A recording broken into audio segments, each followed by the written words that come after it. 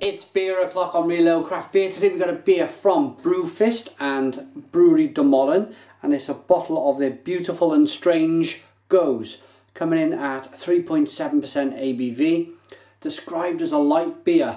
Now I like Gose in the style, or Gose, however you may want to pronounce it. I find them slightly salty.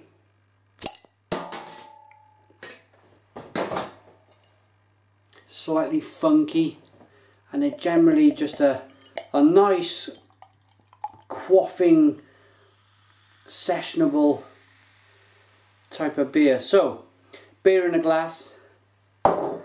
This one is very light, very light, loads of rushing carbonation rising up the glass. The camera is showing it that it's got a bit of a haze, but if I'm honest, it's not that bad. It's quite clear. That's probably a good reflection of how the beer looks there. So very light, loads of lovely bubbling carbonation rolling from the bottom of the glass. Look at that. It's a one finger white head. Let's get the aroma.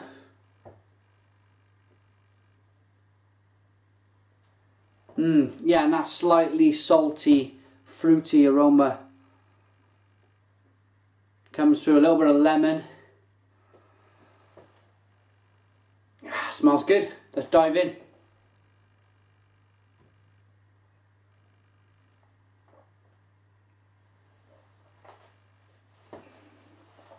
Oh, wow. Yeah, all about the yeast then. First off, well, yeah, let's talk about the first off taste. It's like an almost strangely kind of slightly sour, bitter apple, salty and fruity, and then that apple dives off in the middle. You get a little reflection of the wheat and the malt in the middle, and then that apple comes roaring back on the back end. Sour apple.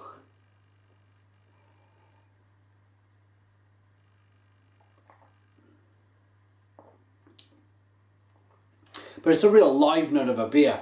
Lovely carbonation, hits the tongue, smashes round the inside of the palate, and it just kind of, if you've had a big meal, or if you've kind of feeling a little bit tired like I am right now, it kind of just brings you up. It brings you up from a hard day in work.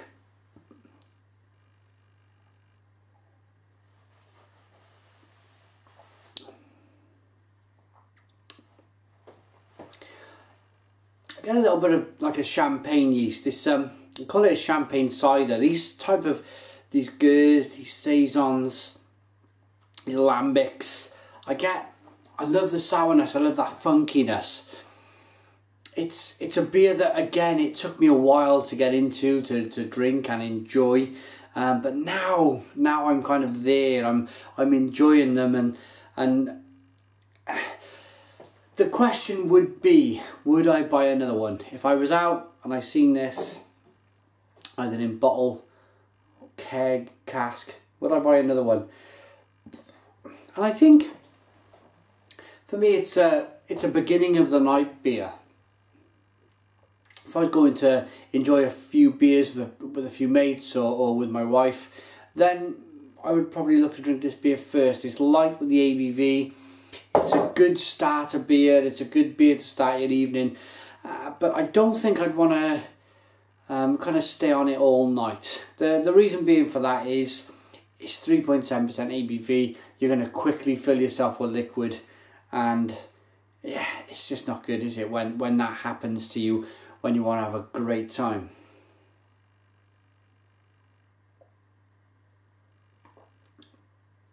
But the beer in my hand right now, there's all sorts of lovely, little bit of passion fruit in there. The yeast comes through. It's that definite. I'm pretty sure there's a champagne yeast in here. It's got that lovely kind of saltiness to it, and it's lovely and and bright and zingy on the tongue with a little bit of lemon on the back end. Yeah, a good beer. I like Brewfist. I like their beers. I like Brouwerij De Molen. Great brewery. And they've collaborated well on this one. I hope to see this on the shelves on a full-time basis. Beautiful and Strange then, from Brouwerij De Molen and Brewfist. How are we going to rate it?